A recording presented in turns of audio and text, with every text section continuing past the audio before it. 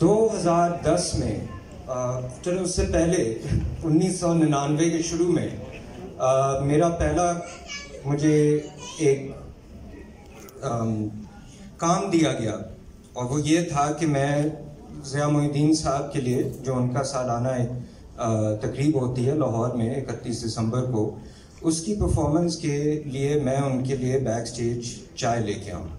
तो सबसे पहला मेरा ज़िंदगी में आप समझ लें जो काम था, खैर मुझे पैसे वगैरह नहीं मिले उसके, मगर जो तजुर्बा कुछ मिला एक ऐसी हस्ती के साथ मिलना जुलने का और उनसे बात करने का, और तब से मैं उनकी महफिलों में शरीक रहता रहा और अभी रहता हूँ। और उनको फिर हमने 2010 में जाके फिल्म किया।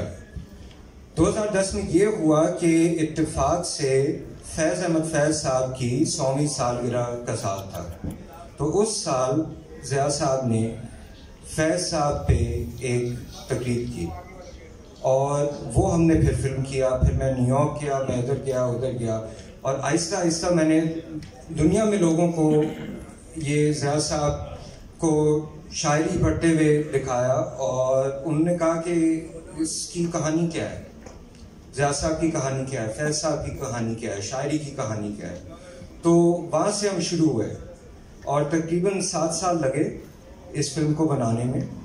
और सन 2018 के आखिर में हमने फिल्म को मुकम्मल किया और अब हमारी खुशनसीबी है कि उर्दू लिटरेचर की कॉन्फ्रेंस में हम इसे दिखा रहे हैं। और जैसी ऑडियंस आप हैं, उसी ऑडियंस के लिए आप समझ लें कि ये फिल्म बनी है। ये फिल्म इश्क के बारे में है।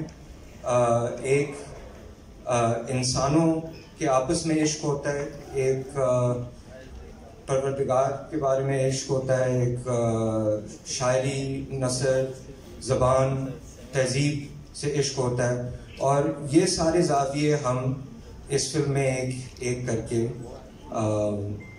एक साथ इनको आपके साथ शेयर करेंगे।